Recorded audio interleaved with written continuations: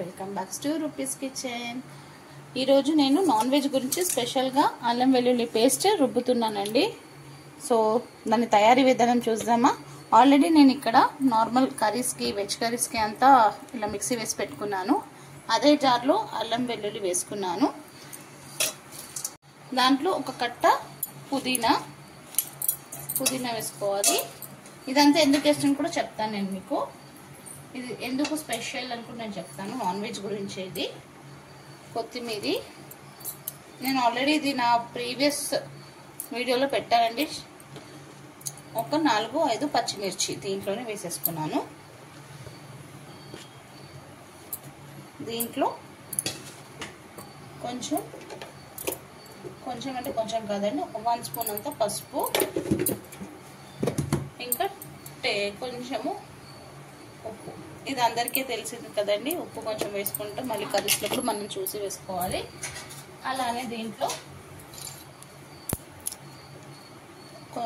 ఒక 2 చెక్క వేసేసుకోవాలి. అది పట్ట,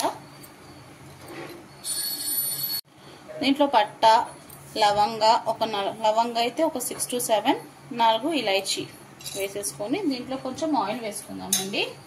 ఆయిల్ వేసుకొని మిక్సీ వేసేసుకుందాము. ఒక 2 టేబుల్ స్పూన్ ఆఫ్ ఆయిల్ వేసేసుకొని మంచిగా మెత్తగా పేస్ట్ చేసేసుకుందాం.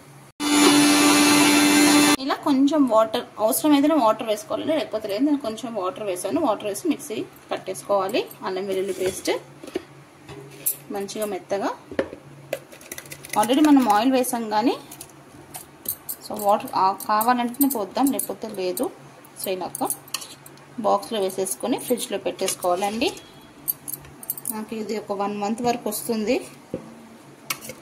ఎప్పుడైనా స్పెషల్గా నాన్ వెజ్ గురించే అండి ఇది అల్లం వెల్లుల్లి పేస్ట్. నేను ఇవంతా ఎందుకు వేసానంటే ఎప్పుడైనా మన ఇంట్లో కొత్తిమీర, పుదీనా, పచ్చిమిర్చి అవైలబుల్ లేకపోయినా కూడా సో దీంట్లో అన్నీ ఉంటుంది కాబట్టి, ఇప్పుడు నాన్ వెజ్ చేస్తే కొత్తిమీర, పుదీనా, పచ్చిమిర్చి కంపల్సరీగా ఉండాలి కదండి. లేనప్పుడు ఇలా మనం అన్ని దీంట్లో వేసేసుకొని ఇలా యూస్ చేసుకోవచ్చండి. మనం ఇది నాన్ వెజ్ రెసిపీకి స్పెషల్గా చేసే అల్లం వెల్లుల్లి పేస్ట్ నేనైతే ఇలానే యూస్ చేస్తానండి. మీకు కూడా ఎవరికైనా యూజ్ అవుతుంది కాబట్టి నేను ఈ వీడియో తీసానండి. నచ్చితే లైక్ చేయండి, షేర్ చేయండి. కొత్తగా ఎవరైనా నా ఛానల్ని చూస్తే సబ్స్క్రైబ్ చేసుకోండి. ప్లీజ్ ఫుల్ వీడియో చూడండి. ఫుల్ వీడియో చూసి లైక్ చేయండి, కామెంట్ చేయండి. Thank you.